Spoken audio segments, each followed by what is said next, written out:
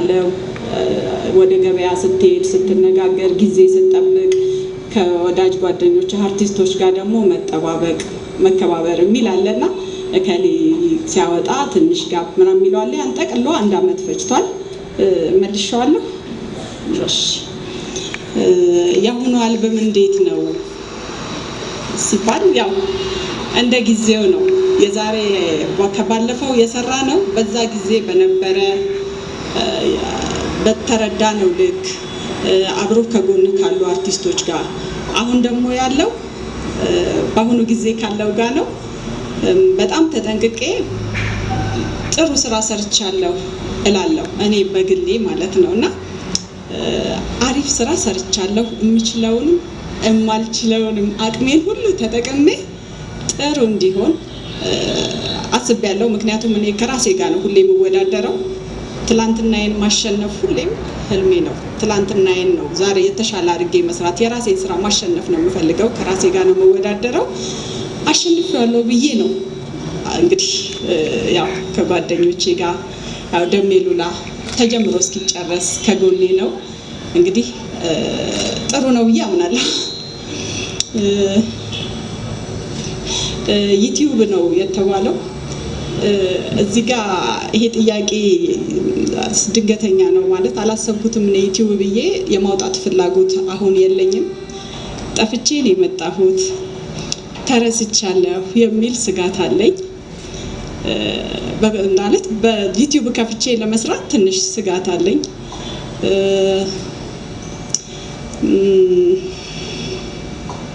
ሁለተኛ ነገር ደግሞ 12 አመት ነው ሙዚቃ ያቆምኩት እና ሙዚቃ ባቆምኩበት ሰዓት ተመልሼ ወደ ሙዚቃ መመጣ አልመሰለኝም። እንግዲህ ምክንያቴን ልናገር ትንሽ አደጋ አጋጥሞኝ ነበር እና ትንሽ አይኔ ፊቴ ግራና ቀኝ የሆነ አደጋ ነበር መወጋት ምናምን ነበርና ሕክምና አድርጌ ጥቁር አንበሳ ወደ ስራ ልመለስ እዚህ ጋር የነርቭ መጣመም ነበረውና ቆዳ የሌለው ጠባሳ እንዲያደገ መጣ። ከዛ ከሙዚቃ በቃ ተመልሼ አልመጣም ወደ ሰው የሚሄደው አጋጣሚ ከዚህ በኋላ አይኖረኝም ብዬ ሙዚቃውን አቆምኩት እና በኋላ ሱዳን ጓደኞቼ ስራ ጠርተውኝ እንሂድ ሲሉ አይ እኔ አሁን አልሰራም ፊቴ ተበላሽቷል ስላቸው ጠሩኝና ከነ ልጆቼ ከነናቴ ወስደው አሳከሙኝ እና ፊቴ አሁን እንደምታዩት ሆነና ፊቴ ዳሜጅ ሆኖ ነበርና ሙዚቃ አቆሜው ከሰው ጋር አቀላቀላለሁ ሂንቀና ያለው በህይወት ያስብ ያላቀ እና እንኳን ዩቲዩብ ከፍቼ ልጠቀም አይደለም ስጋቱ አለኝ ፍራቻው አለኝ እና ከዛ አንፃር በቃ እንግዲህ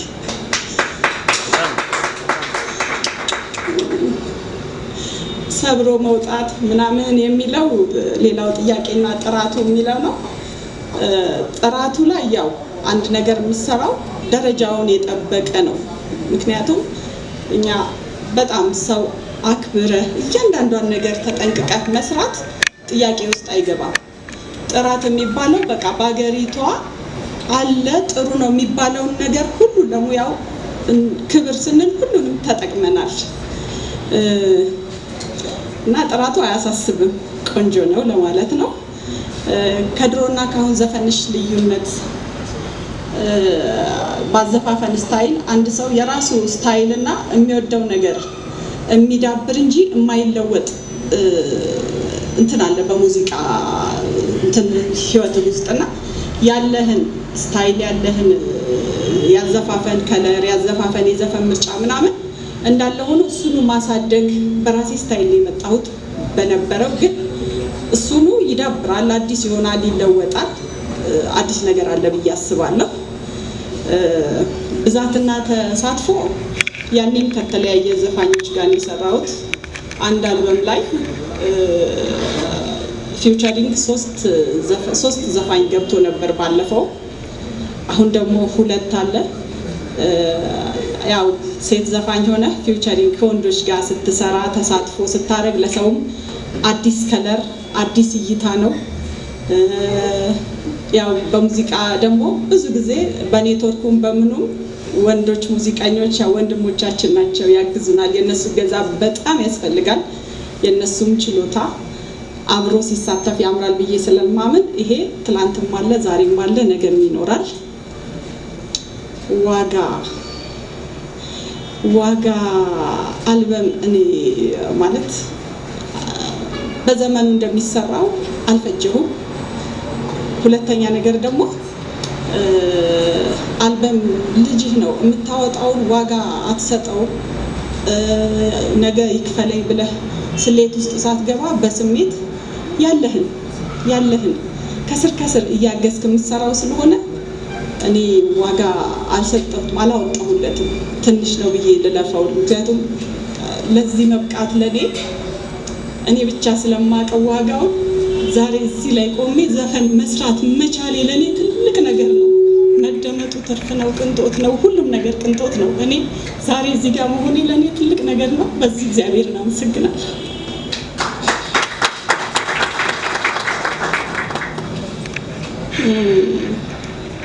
ሶስት ስቱዲዮ ያለው ጥያቄውም መልሱም ስለተመለሰ ያው በፊት ሰምቶ ስለነበረ እንግዲህ ሰምተህ እንትን ስላልክ እግዚአብሔር ያክብርልኝ። መልሱን ያው እዚሁ ላይ ያለ ብዬ ነው። በቃኛል። እሺ ያው ሃይሚ ከሞላ ጎደል ያሉትን ነገሮች ጥያቄዎቹን መልሳቸዋለች። እዛ ጋር ወንድሜ የተናገራቸው አንዳንድ ጥያቄዎች ነበሩ። ምን አይነት የሙዚቃ ጀነሮች ተሰርተዋል፣ ክሊፕስ አዲስ የሚለቀቅ ምን አለ እና የተለያዩ ቋንቋዎችን የሚለውም ወንድሜ ከ97 መሰለኝ እሱ ያቀረባቸው ጥያቄዎች አሉ። የሙዚቃ ጀነሩ ያው የነበረንን ከራሳችን ነው የምንነሳው። እዚህ ላይ አሁን ምንድነው በራሳችን በሸጎይ ያለ ሲክሴት አለው፣ ስሎችችክ አለው፣ ዳንሶል አለው፣ ሃውስ አለው። ከዚህ የተለየ ብዙ ያው ርቀና ላይ ነው፣ ምክንያቱም ራሳችን ማንነት ላይ ስለምንሰራ ማለት ነውና። ከዛ ቀጥሎ ክሊፕ አለ ወይ ይላል። ክሊፑ ላይ አንዴኮ አሁን ቀድሞ የሚለቀቅ ክሊፕ ነው። እዚህ ላይ በኮላቦሬት ያደረገው ዘራ አብሩክ ነው። በዜማውም ዘራ አብሩክ ነው። በግጥም ጥላሁን ሰማው ነው። ቅንብርና ሚክሲንጉን ሚኪጃኖ ነው የሰራው። ማስተሪንግ ሰለሞን ኃይለማርያም ነው። ድሬው ላይ ኦሮምኛና ሶማሌኛ በተወሰነ አለው። ያው የተለየ አይነት ቋንቋ ስለተባለ ማለት ነው። ጥያቄዎቹ እስካሁን ያሉት እነዚህ ይመስሉኛል። በተረፈ እናመሰግናለን። ሌላ ጥያቄ ካለን እንመልሳለን። ወደዛ ልምራ። እሺ ሌሎች ጥያቄዎች ካሉ እድሉን እንሰጣለን።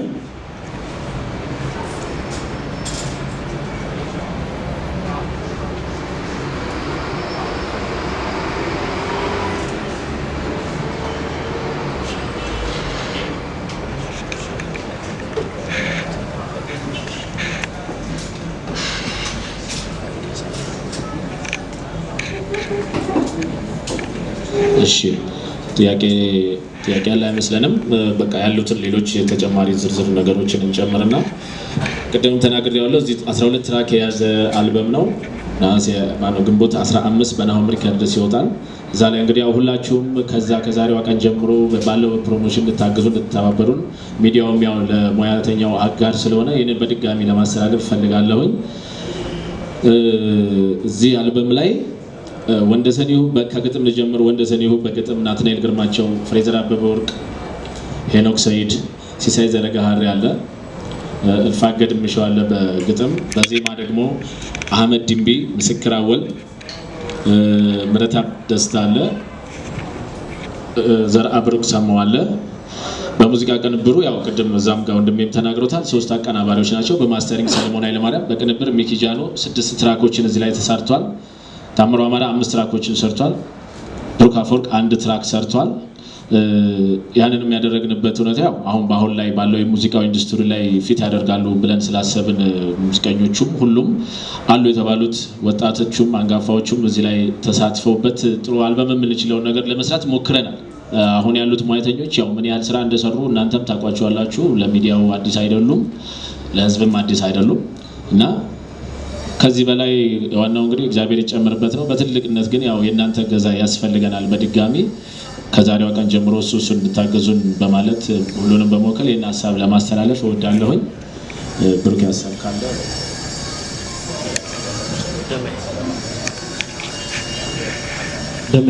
ደሜ ልጆቿም የተወሰነ ነገር እንዲሉ